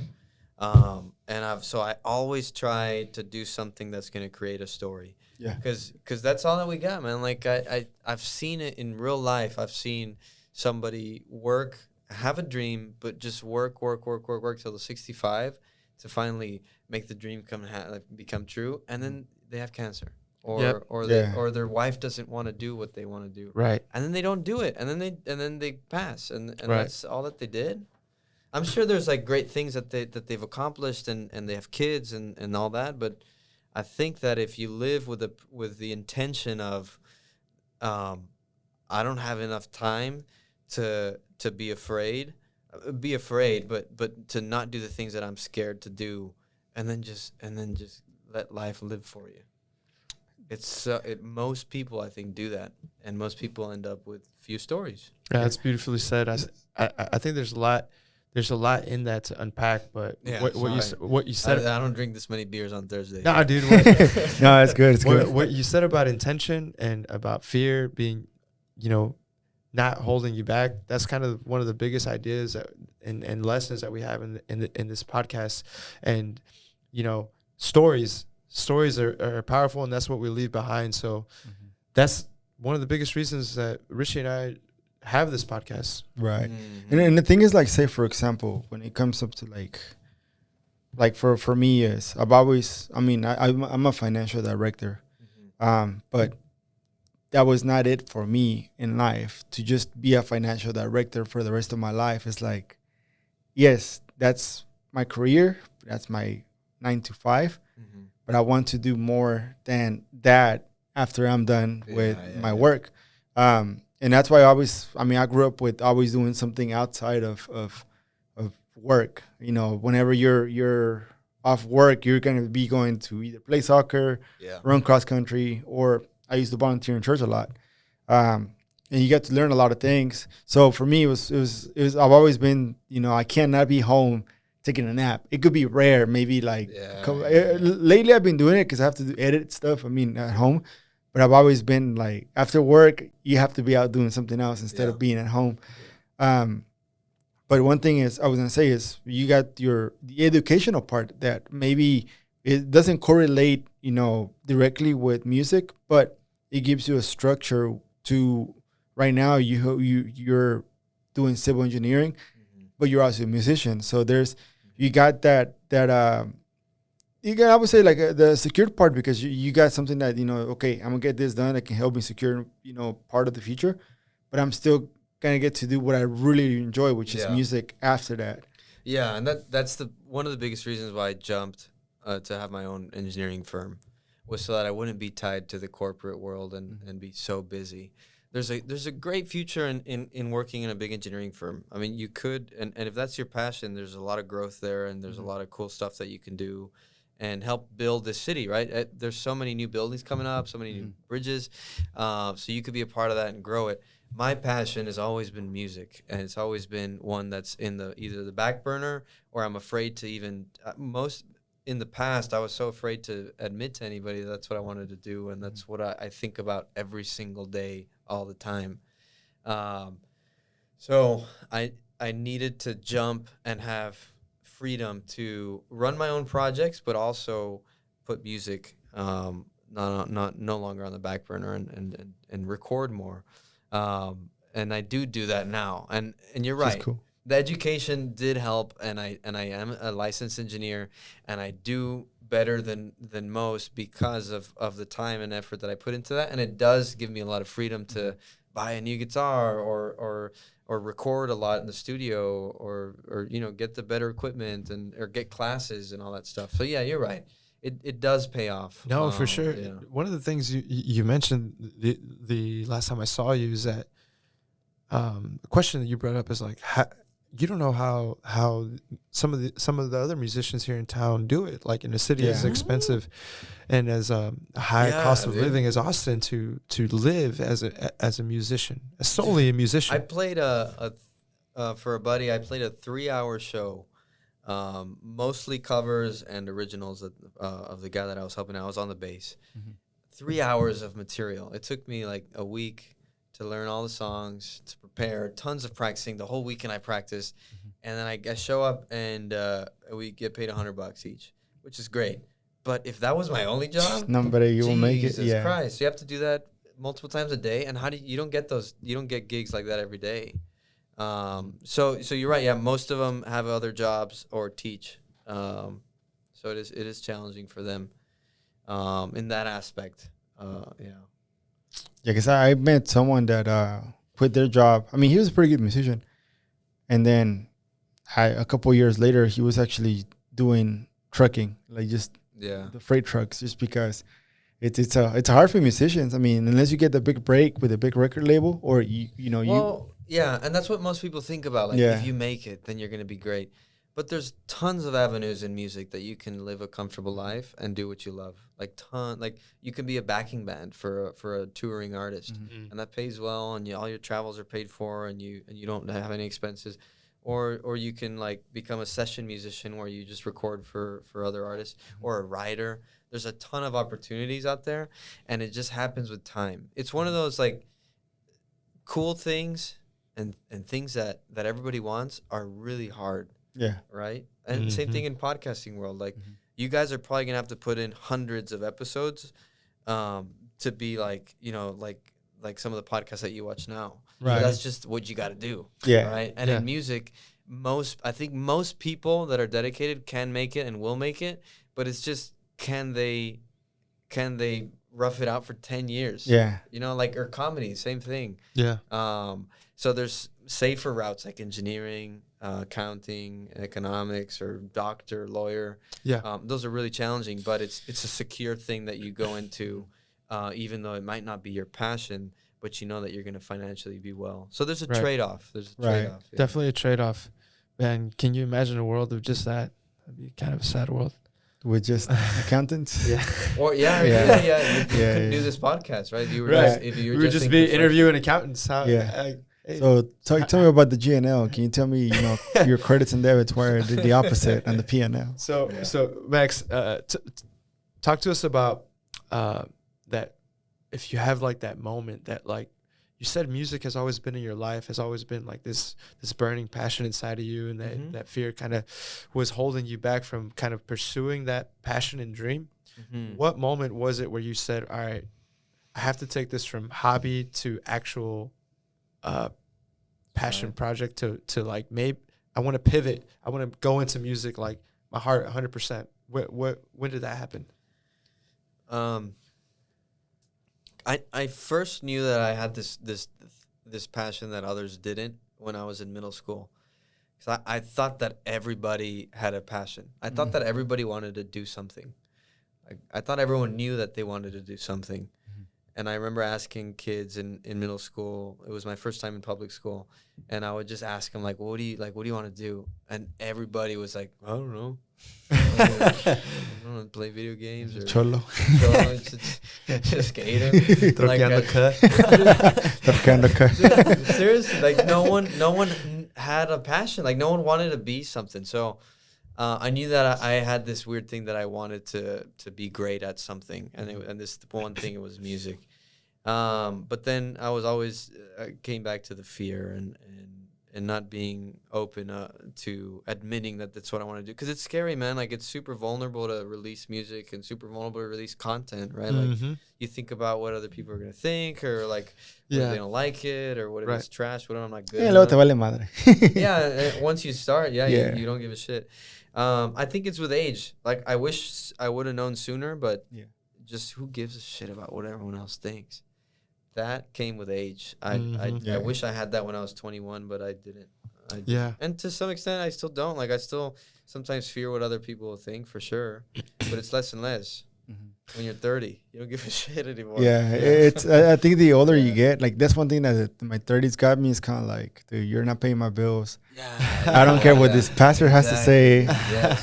So I'm gonna do my own thing. I want to ask you one question. Go ahead. Is there what's the one thing in life that you never have enough time to do? Oh, dude, for me, shit, it's so many things. Like I love taking pictures. I love photographing landscapes, urban landscapes, buildings. When I travel, is my time to just kind of release that. Yeah. Because I'm not on a clock. I'm on my own time. Yeah, but even then, do you feel like, shoot, like we have lunch. Right. In 2 hours, I need to fucking take more pictures. And it's when I give myself that time on my own, where it's just me out there taking pictures. The other thing is photographing is one, and writing. Writing is another thing that I love to do, and that this podcast gives me an opportunity to kind of create certain blurbs here and there. But I think that's something that I'm going to be like kind of pursuing a little bit more intentionally. Especially after, our discussion here and what's been going on in my life and the opportunities that this podcast has brought me. I think I got something in the works. And there's more to come, Koke. I guess I got something in the works for writing. This is something that I enjoy. I like expressing myself and just having that platform to think, to just explore different thoughts, for sure. Lately, the only way that I've found to explain the passion I have for music is that I never have enough time. Like I could play for time in the hours. Day. Yeah, I could be playing for hours in my room, and something like, let's say I'm playing around lunchtime and I have dinner at 7. Yeah, I'll feel like, shoot, I needed more time. Like I never finish. I always need more time. Yeah, you always feel like it's unfinished. That's the only thing in my life that I feel like I don't have enough time for. Yeah, that's the only way I could explain it. Dude, it's kind of like, for me, it would be, the picture part. Supercampeones. Supercampeones. Mio Khalifa. No, I would say, I've gone through phases, because for a while it was, playing with, going up and like playing in the church or playing in the band, right? That was one. But just getting that, to sit down and actually like listen to a song and try to get, that BPM right, try to get, the strumming right, the strumming pattern right. Or sometimes, what can I do to improvise and not make it sound like the CD? Because I never want to be like just a CD. I want to always do my own thing. And that got me in trouble sometimes, because they were like, why are you not playing like how we're playing? And they're like, like when you're doing cover, why do we need to? Yeah. So that, then I got into the podcasting thing. I would say for me, it's when I edit the episode, I don't want to just edit the video and that's it. Like, no, I want to like as we go, like I want to give it this cinematic touch that I can envision myself of, okay, this is how it is. Sometimes it's not the best, but there's sometimes that like it's been, there, and I'm like, God damn, this looks good. So a lot of the times it takes, it can take from 2 hours all the way to 7 hours. Yeah. Because for me, because I literally look at every single Isn't detail. that crazy? Like, there's nothing else that you do that time fly. The time will fly that fast. Yeah. And so, and then that, and right now, like editing the pictures, I love taking the pictures, but just going back and like your selfies, making sure my selfies. There we go. When I'm like this, or showing the for the OnlyFans, showing the kalachis and the kalachis, and it's just like that, dude. Like, say, because I do a lot of like fan reaction pictures besides the music part. Yeah. So for the soccer team. Yeah, or even like say if I have to do a session for someone, how can I make it better, different, but something that it expresses the person I'm doing a shoot for, but also my touch. Like I don't want to be just similar to everyone. So a lot of it is just it's just I'm like, man, I wish there was 30 hours a day so I can do more than what I'm doing. But then again, it's kind of like, hey, you work with what you got. Yeah, and that's you're right. You work with what you got, and you have things that you do that you need to do in order to be yourself, and you can't stray away from that. Like for me, it's working out, it's work, and music. Those three things. Yeah. And those take up most of my time, and I don't do other things that will get in the way of that. Oh yeah, that for sure. No, I share a lot of those things. Working out is a big thing for me as well. Man, look at that yoked arm on the camera. Look at that vein popping out. Jesus Christ, man. Chill. Está rojo ya el vato. Nah, it's something that is very therapeutic. It's very therapeutic. Yeah. What do you do to work out? Mostly weights. Okay, you mostly just pump weights. Yeah, just. Do you ever get the pump? Oh, I love it, dude. Yeah. Dude, like lifting, deadlifting, squats, Yeah. just barbell, typical workouts like that really get me pumped. That type of stuff is, you got to have something in your life that gets you that. And that, and playing soccer, I'm 31, Richie's 37, we're still getting it when we can. Yeah. That should, I think that keeps us young. You on the team too? Keeps us I just do I've just been doing a lot of pick up soccer. Soccer. Nah, heck no, water boy, never, dude. I have too much of a competitive mind to be a water boy. You get the best water out. I'll give him with his punches, dude. But nah, dude. It's just like Koke, dude. I think like the whole working out thing is also like. Did you need part of you need it, dude. Like you need to put yourself in that stressful moment for a minute, like in each rep, just to be able to, take away whatever you were thinking of before that, and just focus on like, man, how can I get over this? I could only talk for myself. Yeah. But if I didn't work out, I would have a lot of mental problems. Oh yeah, anxiety, same here, dude. Depression. How do you work out? I do boxing. Okay. Oh, you do boxing? Yeah, close to here, by the way. Shout out to IFA, Integrated Fighting Academy. Hey. They do mixed martial arts. Who to take cuando tengamos trancazos. Trancazos, yeah, no, right? Pues allá afuera y nos vamos unos we'll do los spars. That's cool, Max. That's cool. Yes. Back to your music, man. We kind of like flew around here. Sorry. I love it. Good, bro. I love it. Get Otra, por favor. Get Otra, por favor. I was like, I need to say that. Yes, sir. Thank you for thank you for the Otra, plug. por favor. Dude, your songs are. I imagine you have some type of process. What's your creative process for writing and coming up with topics and lyrics and just overall compositions for your songs? Yeah, dude, I wish I knew. Like, I wish I could say, hey, I'm thinking about this. I want to write a song, and then it's different for everything, right? It's like I've been. Sometimes I try to write a song for days, and I'm like on the same song for days. And then like an idea for another one comes in, and I write a song in 2 minutes. Okay. It's weird. But what helps is playing a lot, like being there a lot and playing. Because sometimes I'll have to play for 3 hours before I get an idea, and then it just comes. But sometimes I've been in the shower and I'm like, oh shit, the line, and it's like the whole thing just comes out and I just write it out, and I'm like in a towel, writing it out. I think the number one thing is just playing a lot. Another thing that helps is learning other people's songs. It definitely influences a lot. That's good. Yeah, like learning a cover and then maybe changing it a little bit. Yeah, and then it just comes. It's like so the one thing they're gifts from the universe. Right? Yeah, because when you look at music, I mean, yes, there was people that invented the classical part a long time ago, Yeah. But I don't think now it's kind of like everyone is influenced samples by someone else. It's not like There's like a lot of new music that's Yeah. and a lot that's the thing. Like the best musicians are like the best students. They're the ones that know the most history about music and they Right. know all the old stuff. and they can merge two yeah. genres into Yeah, one. that's a great artist. That's what Yeah. I've seen. Like right now, the artists that are doing something different is Yeah. like right now. It's for example the land music is from reggaeton to urbano to like Nathanael Cano. dembow. Do you know Yeah, him? yeah. El pinche Nathanael. Yeah, The guy so is like he's he's like doing Maria. something completely different Yeah, because yeah, he is flowing with Have like you a heard this guy? corrido. He's Yeah. flowing with like He's a good. corrido, like narco corrido type of thing, but rap. with his own rap. He's kind of Yeah. So he's like a poet Yeah. rapping over like banda or mariachi music. Wow. It's really, really cool. Wow, Yeah. that's wild. Yeah, dude. Man, our I people mean, are so creative, man. yeah. So Yeah. so like For you real, were that's saying, right.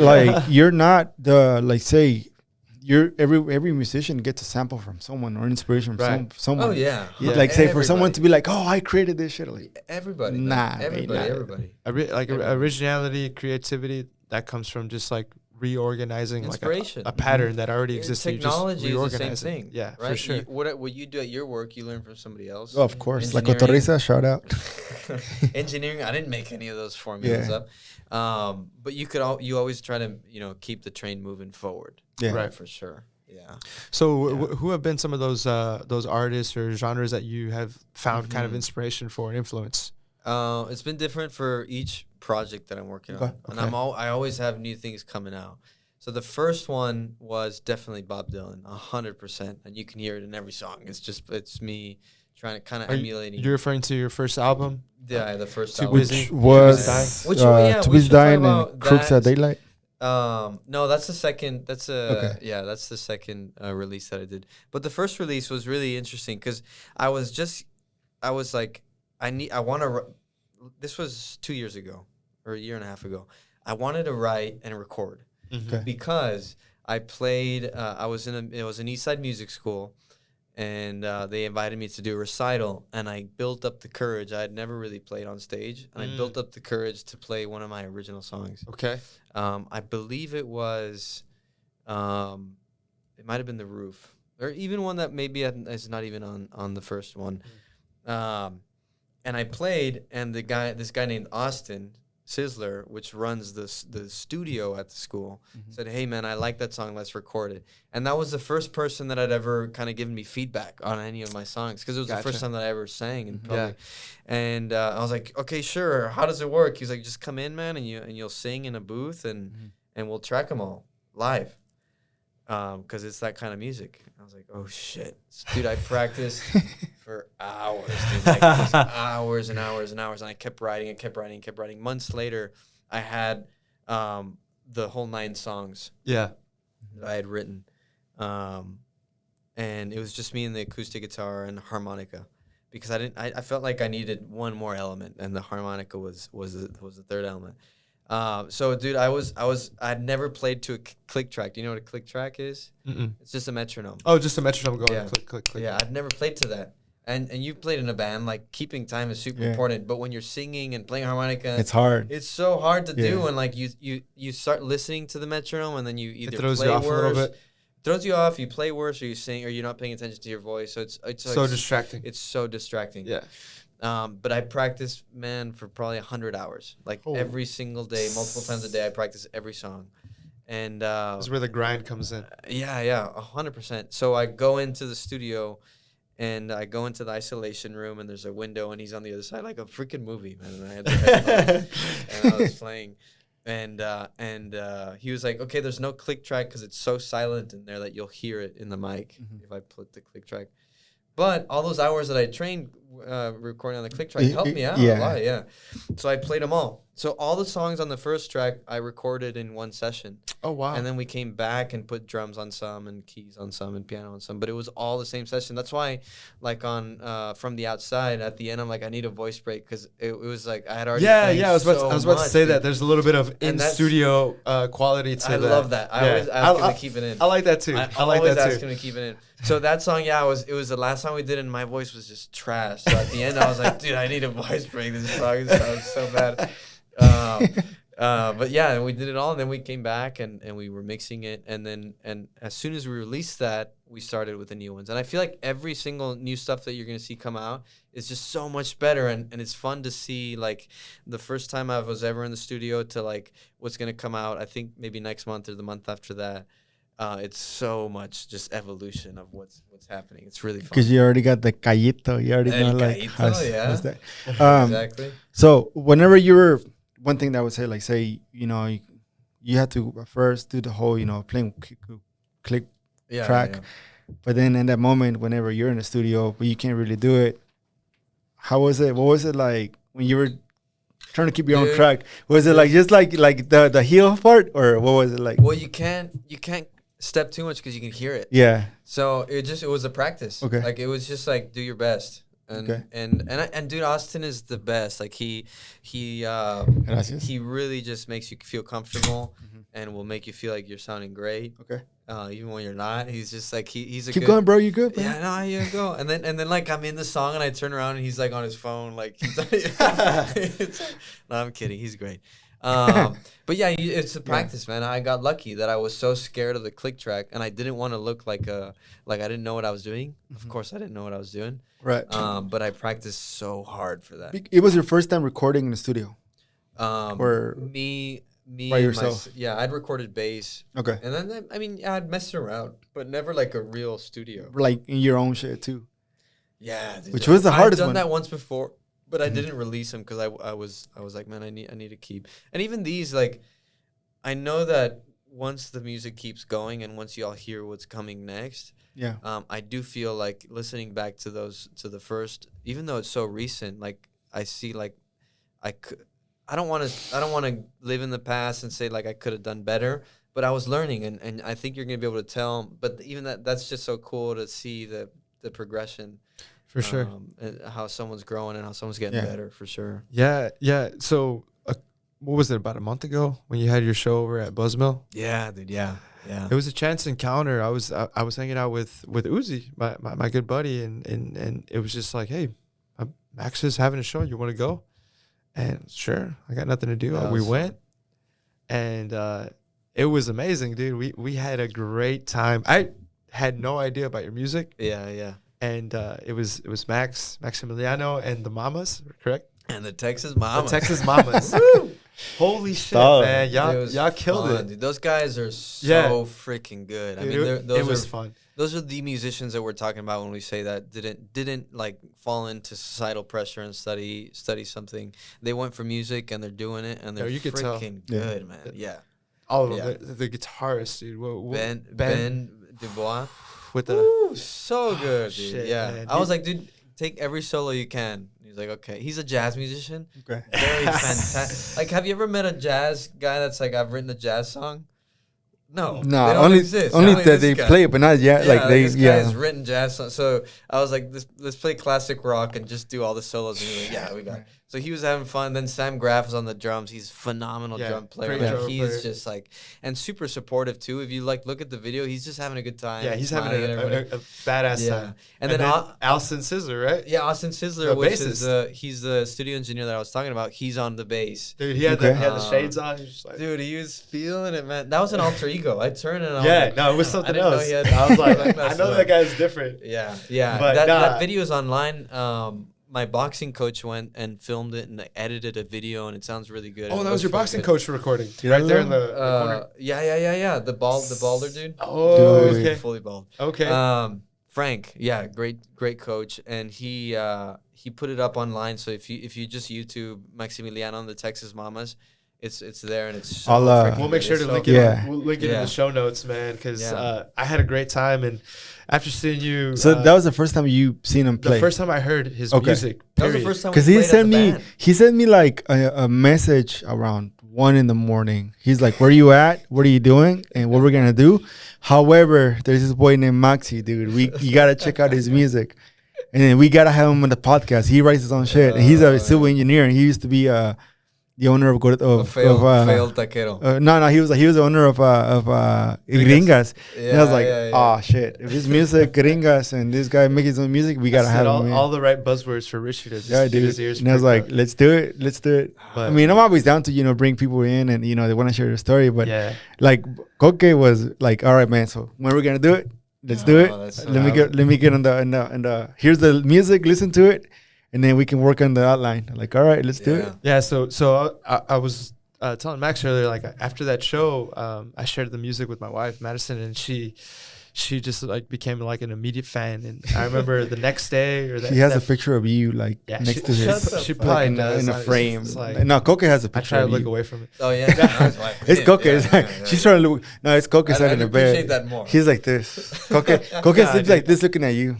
No, dude. So we're on our way to the Oasis, to the brewery, and it's like that. Oh, that's that place at the lake. At the lake, yeah. So we're going down FM 2769, windy road, fucking sunset. Perfect time. Golden hours. Yeah. We're listening to Max's project. I think we were probably listening to all of them, but like Too Busy Dying, like is majority of your stuff on Spotify. Yeah. And it was perfect, dude. Like, I think Lake Lady hit it up. And I was like, dude, we're right here. We're right by the lake. One question that I have is, sorry to interrupt, Koke. You good? Because you could have gone the route where it was popular shit, like people listen to, Yeah. But you chose to just stick to your genre is rock and roll, folk. And what make you like just decide this route instead of going to the easier route where you can probably get more recognition or somewhere down the line, like say it'll be a quick thing to do, but it will fade out eventually. Dude, everyone has their own sound. Everyone has their own voice. It's super hard to find it, and I'm still finding mine. Like it started with Bob Dylan, but then it branches out to what you. In other words, I couldn't write something that I don't believe in. Like I don't know how to write music. I just what comes from the universe, I write it down, and I do my best to write these songs. What comes from the universe? No. So I couldn't fake it, and I couldn't make popular music. Okay. Also, because I don't listen to a lot of it. Like I like a lot of more musically inclined 60s 70s rock and even a lot of new stuff that's more inclined to that. So that's where I get my inspiration. I think that like success, for sure, I want success in music. I want to get to a point where I could play music only, but if it means that I play songs that I don't like, that would be super. Because then you get back. So ironic. You get back to kind of the issue it's earlier, corporate life. just like being stuck in some corporate. Corporate box. But that's interesting that you say that about music, man, and what comes from the universe. So like I think about music as a introspection, kind of observation and expression, right? So what has music taught you about yourself and about others? I imagine you've done a lot of observation and thinking about. Yeah. I feel like other things outside of music have helped me create music. Okay. More than the music itself. So it's, but while I'm writing, I think that being genuine and being honest is usually the easiest route to go, or easiest in form of like writing, hardest in form of like singing in public. Because some of the songs that I'll write are about really intimate times in my life, about people that I love, about people that I don't love anymore, about things like that. And then singing that to other people is just super vulnerable. Yeah, because you have to like go back, right, to like those moments. Yeah, go back, but also like releasing that is vulnerable. Like talking about, for example, your personal life today. It's like it's scary to do for sure. So like I wish I could write a song about like being fucking sexy and getting all the girls and stuff and all that, but really what I write is about some of the sad stuff in my life, or some of the more intimate things, or friendships that I used to have, or maybe it's about somebody that if it's not positive, and what if I sing it and they know? That's something that I worry about too, because or whatever. Yeah. So it's being honest, I think is what people like though. It's what I've seen kind of strikes a chord for everyone. People can call the bullshit. You know, they can. Dude, in music and in Mhm. podcasting and in For sure. media, Yeah. And all the stuff we do where we're talking and expressing ourselves, people know when like, all right, Yeah. that motherfucker's bullshit. trying to sell something, Trying to And, sell and, something. trying to get like, famous. and the one or- thing, like for us, is it's Yeah. like we don't want to be the type of people that whenever you see them on the streets, they're different than when you see them Yeah. like yeah. in the microphone. For Yeah. me, it's kind of like this is Yeah. just a piece of equipment Yeah. that helps me, you know, expand my voice in the system that I'm gonna mix and put it in a video and But whatnot. this is Yeah. who we are. But Yeah. I'm still me. Like I'm still this Yeah. one dude that's wearing like Sperry's with jeans, shorts, and then a shirt just to make it look okay. Yeah. But Jean shorts, you can't see. jean Oh, you can shorts. see. Oh, you're gonna. Well, crop it's it gonna out. crop with that Make sure to Yeah, include an sure. image of Richie's jorts. shorts. No, it's funny because the first couple episodes I forgot to crop everything out so you can see like our legs and Yeah, dude, you everything, got some which I didn't give a nice shit. legs, I'm like, man. fuck You it. got some nice looking legs on the screen. Thank you, man. I've been working out, you know, Yeah. my kettlebell workouts. So Yeah. I think it's being genuine, man, and it's super counterintuitive Yeah. because you're Mhm. so scared of it, but it's what people can react to and relate to. Because you know we're all humans, right? So why try to be the fake dude? The power of vulnerability, man. Dude, one song that I was listening to that caught my attention was the Border Child. Yeah, I liked it because, like, for me, when I think about it in Spanish, is ni de aquí ni de allá, pero soy de donde no eres, de donde tú no eres, Yes. o Yeah, I wanna- soy de yeah. donde yo sea. Let's talk about that because, like, Dude, that was like, yeah. like when in English is like, how does it go? It's So I'm not from here. I'm not from here, I'm from there, I'm from wherever you're not, Yes. and then you do the same you know line like in a different part of the song. I'm not from here, I'm not from there, but I'm from anywhere. Yes. Yeah. Yes, dude. That's poetic right there. Talk to us about that. Thank you.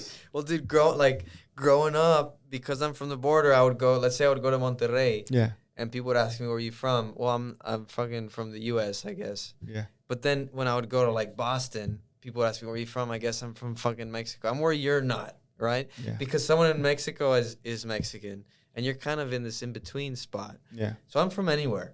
I could hang out with both, but I'm really not from either or. And that's that's only I feel like a phenomenon that happens in South Texas Mhm. and Houston for sure. But yeah. No, I no, really enjoy that. No, man. for sure. I think it's South Texas, and it's interesting that you say that because today I saw like this question trending on Twitter is like, who is the quickest to tell you where they're from? And like one of the top responses was people that are from Houston. They're like, "Oh, I'm from Houston.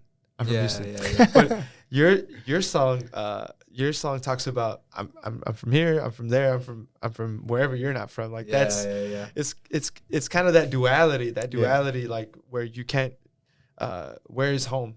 Where's that Mhm. question? Yeah. You know what I mean? Exactly. Yeah. I guess it's Texas or Houston, like you said. Right. Yeah. Koke's confused, like, fuck, man. I thought Cedar Park. Cedar fucking Sugar Land. Yeah, no, it's tough. It's a good question. It's a Yeah. question Yeah. that we like to ask a lot Yeah. on this podcast. What is home for you? Where is home for you? Yeah. You know, those are important things to tackle in life and in music and in any artistic expressions. But Border Child, great song. It's definitely one that thank you. resonates with me as well. Yeah, talk to us about some of your projects, man. I guess your album release, like Too Busy Dying. You said it was like recorded in one session. Mm-hmm. What were some of the things that you were proud of? Like some songs that kind of stand out to you that maybe you remember a little bit more? So Too Busy Dying was my first recording, was my first sort of release. And I just wanted to bring out, my goal was to just bring out music. So that I knew it was going to keep getting better because as I was writing as we were recording that, like bringing drums and bringing other music and mixing it because it takes a long time, I was getting better at writing. I feel like I was getting better at writing songs and playing with the band and recording for the first time with the band. I think The Roof was actually a track with the band on the first project.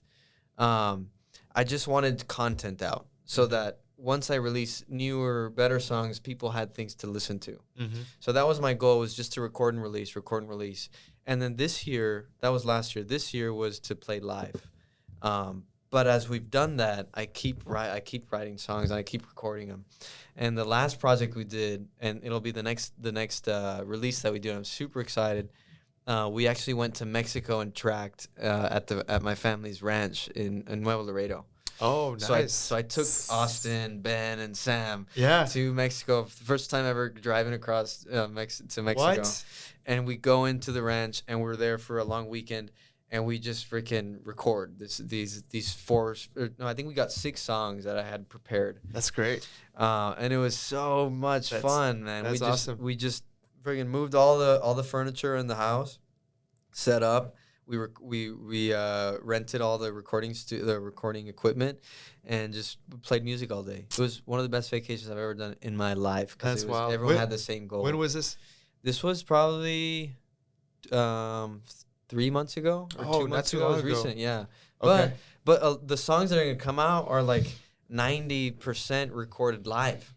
So what you're gonna hear is mostly the session. So it's the ranch is called Pandura, and it's gonna be called the Pandura Session Volume 1, and the songs on there are just my favorite so far, and I feel like I have so much conviction on them that I think people are gonna like them, and they're just raw. It's recorded live. It's really fun. That's awesome, dude. So it's something that you're a little bit more, that you felt a little bit more comfortable songwriting and producing and making, right? But would you say it's of the similar style, or has there been any type of adaptation to that since your previous music? It's different. It's more like musically inclined. Okay. And I think that's where I'm headed. The first project was very much poems that I wrote, like Lady Lake. Was definitely, it's a poem. Mm-hmm. Old Man was definitely more of a poem and folk. Yeah. These I feel like they don't have as much of a story per se, like a you can follow it and get it's a full story, but the music is like what I'm excited about. Gotcha. And what I love really. So it's gonna be a good time. It's gonna be a good time. Like, remember the good times? It's a jam. There you go. It is a jam. It's a banger. It's a freaking jam. Yeah. That's awesome. What I love to do and to play. And I also love writing the more poetic kind of folky stuff. And there are some of those in this group of songs that we're gonna release. But it's a little bit different. What was the last song you did on the Buzzmill set where we got you to do the encore? Oh, dude, you did it by yourself. That was a new one. I don't think it'll be in the Pandura sessions, but it's called "The Wind Will Take You Home." The Wind Will Take You Home. Yeah, that's. I like that one. Yeah, maybe I'll play it at the end here. Hey. 2 questions. Have you thought about like doing anything in Spanish? No. I don't know. I just never done it. Maybe if I like learned other songs, but dude, I've never been able to sing or write in Spanish. Dude, there's I would feel phony. I don't know why. No, I think. Do you feel comfortable speaking in Spanish? Yeah. So I feel my girlfriend speaks mostly Spanish. Alejandra, shout out. Yeah, for sure. I've never played music in Spanish. I feel like Spanish, if you know it, it brings something completely different to what you're doing, because you're gonna bring something out more that you were thinking like, what? You know what? It'd be fun to do live, like to throw in some. There you go.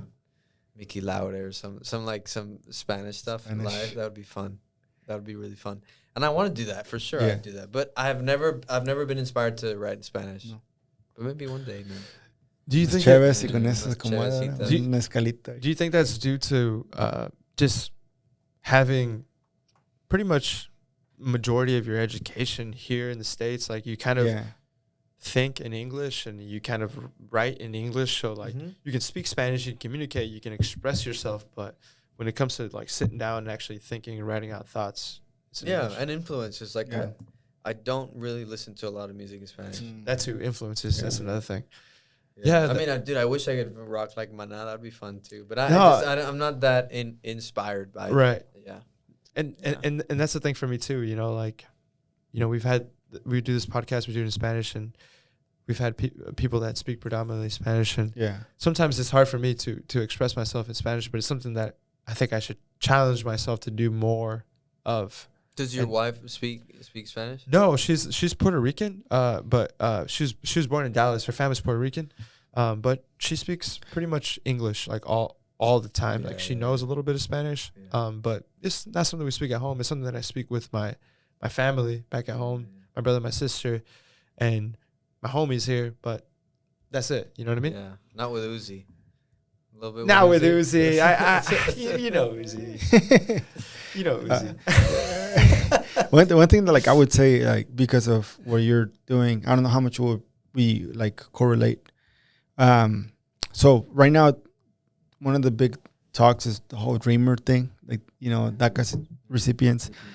I feel like musically, I haven't heard anyone touch a song or sing something about their life, and it'll be cool to, you know, because you're from the border, you've seen both sides, you know what's going on. It'll be cool, like, say if one day you get a couple of people that are DACA recipients, and then they can explain to you, give you like, you know, this is how it's been, and this is what I have with the little bit that I got. This is what I'm doing. I have been inspired by that in some way, not specifically dreamers, but when I was in college, I was a door-to-door salesman. Okay. And for every summer of college, and one summer I was in Ohio, and I ran into a community of Guatemalans. Okay. Like a lot of them. Yeah, a lot of them, and they all worked at U.S. Foods. Mm-hmm.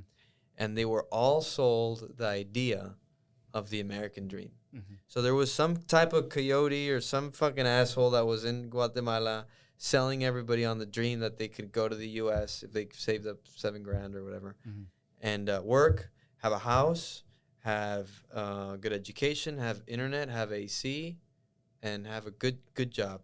And they did that. So, dude, they had this huge community, and it was so sad to see the reality of it was the moms would work during the day, the dads would work at night, so they never see each other. And then the kids go to school and learn English, so they don't know how to talk to the parents. Yeah. And that was a reality, man. So, and then the parents didn't have any sort of education, couldn't even read or write, really. Yeah. But they were sold the American dream that there was going to be a better life. Yeah. And in some ways it was, they get a car and they get more material stuff. Damn, dude. Yeah. That reminds me of that Tigres del Norte song. Nice. I forget what it is, but similar story, like American dream. Yeah. The kid goes to school, can't speak to his dad, doesn't even want to go back to doesn't know like shit. So there's like a disconnection of the dream, but so I met all those people, and that was the inspiration for from the outside, which is like, this house looks nicer from the outside. It's like it's a dream that we were sold, unfortunately. I don't know if that relates so much to the dreamers, because I know a lot of dreamers that, you know, go to college and like have a fulfilled life. It wasn't sort of like a trap like this felt like it was, but yeah, we try to find inspiration from everywhere, for sure. That's good, man. That's good. Yeah. Max, talk to us about your future performances, your future releases. What's going on? So we're prepping Bandura Sessions Volume 1. It's gonna rock your socks. Bandura Sessions Volume 1. Soon to come. It is gonna be freaking cool. And the next show I got is June 24th, Cactus Cafe. Okay. It's gonna be a really cool showcase with a lot of different artists. I'm gonna be headlining it.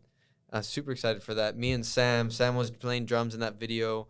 And he's going to be playing piano and kind of accompanying me. So it'll be really cool. June 24th. What time does this start?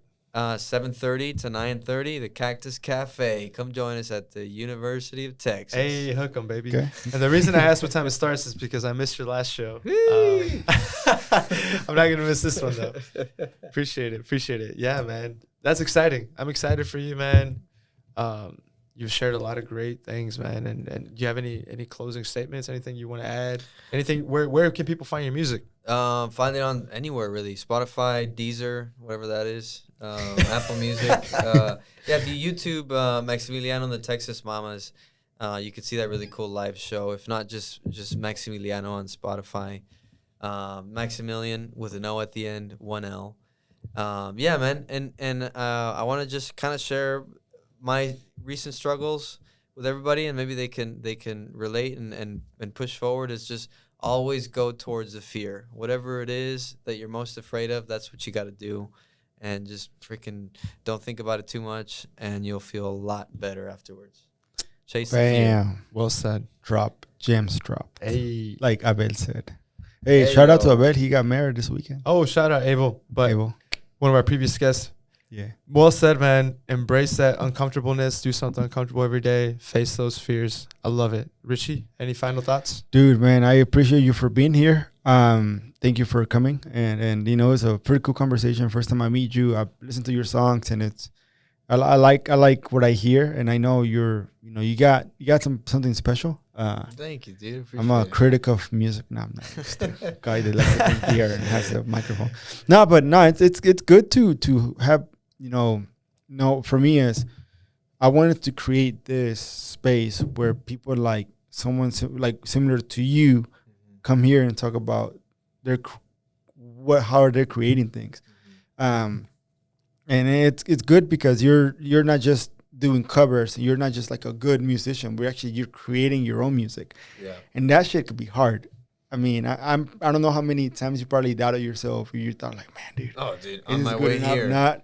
However, dude, the fact that like when I listened to their stuff, I was like, God damn, this guy. I mean, released how many songs so far? Probably 20 maybe. 20? About 20 songs. In 2 years. And I like the fact that you gave, at first it was 9 of them, and then 2, then 3. Yeah. Like you're giving little snippets, and I feel like maybe music you're doing it like you're still keeping your tradition of music, but you're doing something a little more different by releasing 1 or 2 songs at a time, sometimes 5. I don't know what you're going to have in the future. But it's good because it's always going to leave someone like, man, I wonder when's the next one's going to come. And then it's easier to digest. So, and also for you, I mean, you're creating music. Music is a lot of work itself. So it gives you time to release, snippets of songs. Not snippets of songs, but like 3 good songs instead of a whole album that you got tired of and you just want to get it out of the way. Exactly, yeah. So. I think that's where music is heading because before you had to fill up a CD, so you needed 13 songs. Or an album, you needed 13 songs. But now people just listen to the hits, right? So like now it's more like let's release 3 songs, 4 songs that everyone's gonna like, that you did your best on, that you're not throwing away. So you're right, yeah. Right. It's not. I wish that I could do like a concept album where like it's an arc and a story and like a giant. But I think that's not how people listen, unfortunately. So you just got to do your best and pick out the best ones that you think people will enjoy and release those. Dude, man, that's pretty cool, man. But now, man, thank you for coming. I know one thing that we have is it's Pride Month, so right, for sure, man. Thanks, Max, for coming out, man. Glad you can join us. Glad everyone can listen. We're grateful to share this platform and kind of highlight the things that make us human beings and make our community great. And one of them being great musicians like Maximiliano.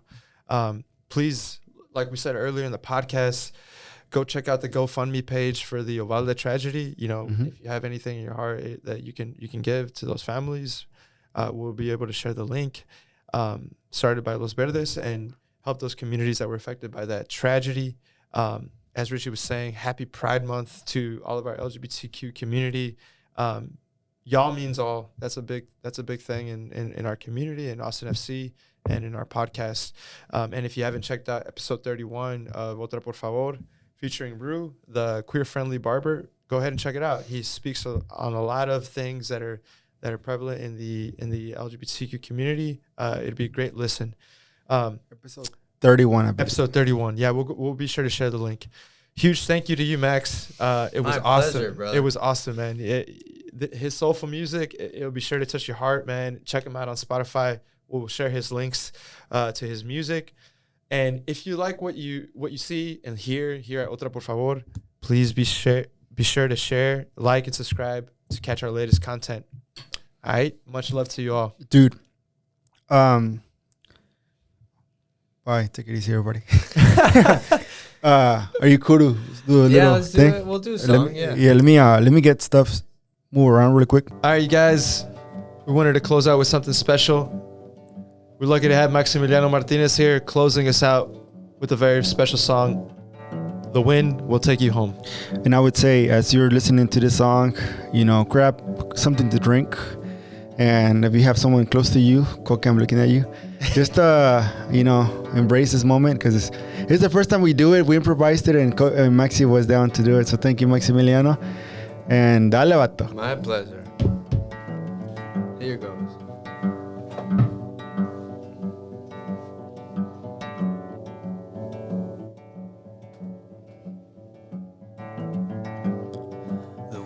take you home when it wishes. The rest have all gone on. Now it's just us. I turn to say thank you one last time. You said the first time was enough. The pleasure's been all mine. And you don't say much, do ya? You don't say much, do ya? You don't say much, do ya? Anymore.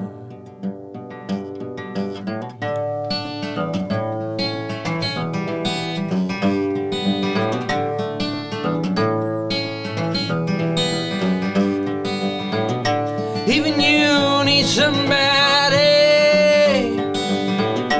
Even you need someone.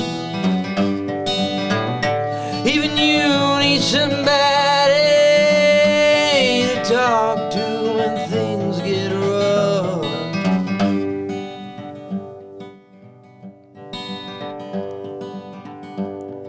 The wind will take you home when it wishes. My time to go on. Now it's just you. Should have stayed a little longer and said goodbye, right? You say there's no need, my brother. Go on, live your life. I don't say much, do I? I don't say much, do I? I don't say much, do I? Anymore.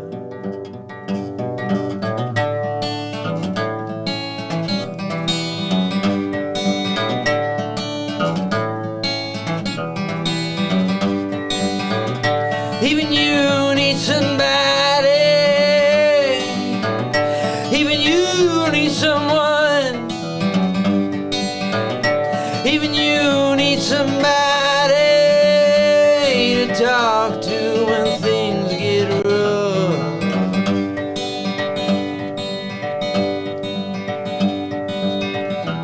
And you don't say much, do ya? You don't say much, do ya? You don't say much, do ya? Anymore. This has been another episode of Otra, por favor. Otra, por favor. Se portan bien y ahí nos vemos. Adiós. Thank you, Maximiliano. Thank you, bro. What a Damn. Yeah, goddamn. God damn. That was awesome, dude. Thanks for Thank you, being game, bro.